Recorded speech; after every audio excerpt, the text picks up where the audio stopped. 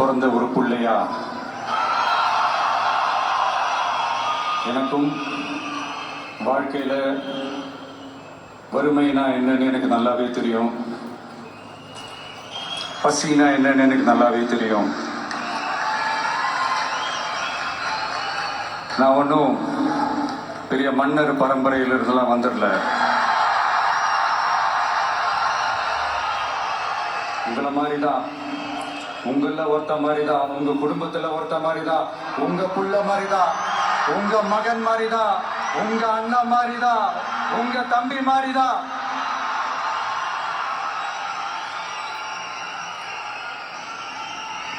அப்படிதான் நான் உணர்றேன்.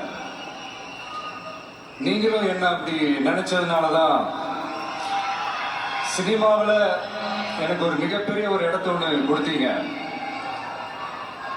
அதையெல்லாம் விட்டுட்டு உங்களுக்காக நன்றி கடன் செலுத்துறதுக்காக அரசியலுக்கு வந்த உங்க விஜய, இந்த விஜய, நீ வா விஜய், நாங்களா இருக்கோம், பாத்துக்கிறோம். விஜய் தம்பி நீ வா, நாங்க இருக்கோம்.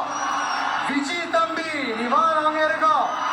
அண்ணா நீ வாடா, நாங்களா இருக்கோம். நண்பா நீ வா நண்பா, நாங்களா இருக்கோம் சொல்லி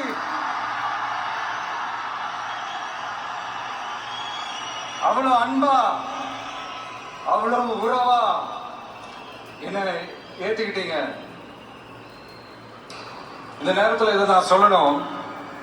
இந்த டிராவல்ல, இந்த ப்ராசஸ்ல எனக்கு எவ்வளவோ கஷ்டங்கள், எனக்கு எவ்வளவோ அந்த அவமானப்படுத்தினதெல்லாம் ஒரு பக்கம் இருந்தாலும், எனக்காக கூட நின்ன உங்களுக்கும் அதே மாதிரி கஷ்டங்கள், அதே மாதிரி அவமானங்கள்,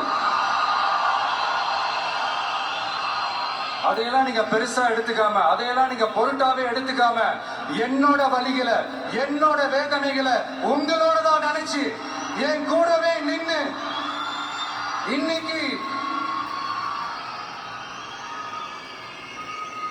சி ஜோசப் விஜய் எனும் நான்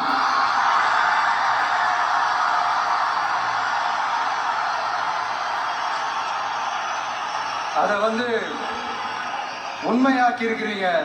உண்மையிலே எனக்கு என்ன சொல்றதுன்னு எனக்கு தெரியல. என்னுடைய உறவுகளே, என்னுடைய சொந்தங்களே, நான் ஒன்றும் தேவ தூதன்லாம் கிடையாது. நானும் ஒரு இயல்பான ஒரு வாழ்க்கை வாழ்ற ஒரு சாதாரணமான மனுஷன்தான். நான் முன்னாடியே சொன்ன மாதிரி அது செய்வேன் இது செய்வேன்னு பொய்யான வாக்குறுதிகள்லாம் கொடுத்தவங்கள நான் ஏமாத்த மாட்டேன். எது சாத்தியமோ அது மட்டும்தான் நான் செய்வேன். இம்மிடியட்டா உங்க மனசுல ஒரு கேள்வி ஒண்ணு வரலாம், அப்ப சாத்தியம் இல்லாததை செய்ய மாட்டாங்களா, செய்ய முடியாதா அப்படின்ற ஒரு கேள்வி ஒண்ணு வரலாம். இத்தனை கோடி மக்கள் என் கூட இருக்கும் போது எது வந்தாலும் பாத்துக்கலாம், என்ன வந்தாலும் பாத்துக்கலாம் அப்படின்ற அந்த கான்பிடன்ஸ் என் மனசுல இருக்கு. இன்னொரு விஷயமும் நான் இங்க சொல்லணும். இன்னைக்கு நம்ம தமிழ்நாடு கவர்மெண்ட் இருக்கிற அந்த நிலைமையை பத்தி நான் உங்ககிட்ட நான் சொல்லணும். கிட்டத்தட்ட 10 லட்சம் கோடிக்கு மேல கடன் வாங்கி வச்சுட்டு போயிருக்கிற இன்னைக்கு அந்த தமிழ்நாடு அரசு இருக்கிறப்போ, கஜானாவை சுத்தமா தொடச்சி வலிச்சு வச்சுட்டு போயிருக்கிறப்போ, தூக்க முடியாத சுமையை ஏத்தி வச்சுட்டு போயிருக்கிறப்போ,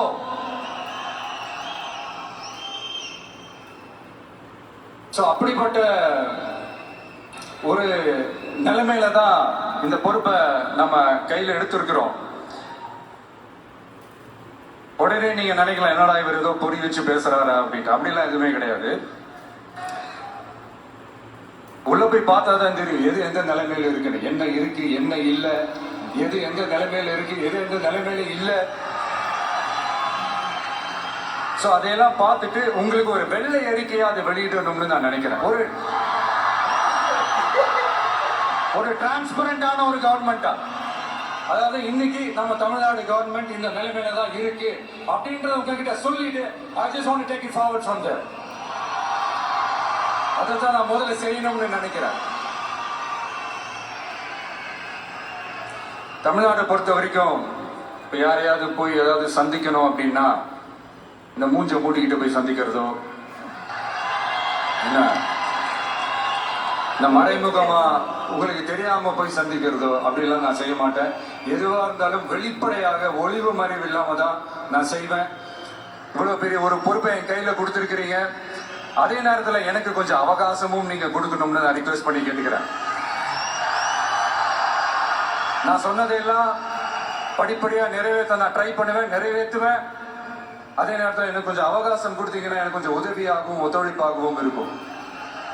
இது உங்களுடைய ஆட்சி. பெண்கள் பாதுகாப்பை ரொம்ப ஸ்ட்ரிக்டா வச்சிருப்பேன்.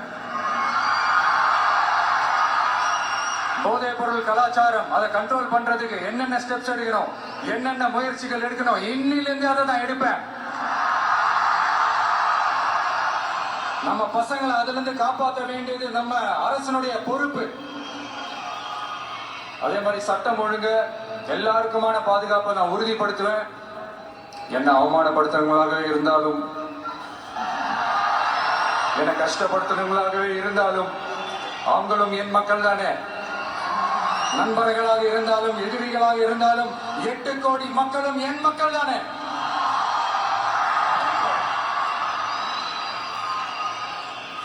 அது மாதிரி இந்த அடிப்படை விஷயங்கள், கல்வி, ரேஷன், மருத்துவம், குடிநீர், சாலை வசதி, பஸ் வசதி, இந்த மாதிரி விஷயங்கள்ல தான் என்னுடைய முதல் கவனம் செலுத்தணும்னு எனக்கு தோணுது.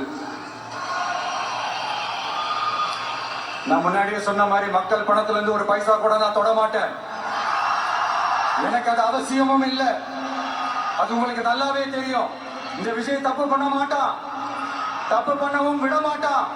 அது யாராக இருந்தாலும் சரி, என்னோட கவர்மெண்ட்ல என் கூடவே இருக்கிறவங்களாகவும் சரி, விட மாட்டான். சப்போஸ் யாருக்காவது அப்படி ஒரு எண்ணம் மனசுல இருந்துச்சுன்னா, நம்ம ஜெயிச்சுட்டோம், ஒரு ஆட்டம் ஆடி பார்க்கலாம் அப்படின்ற எண்ணம் யாருக்காவது இருந்துச்சுன்னா இப்பவே இந்த நிமிஷமே அதை எரேஸ் பண்ணிடுங்க.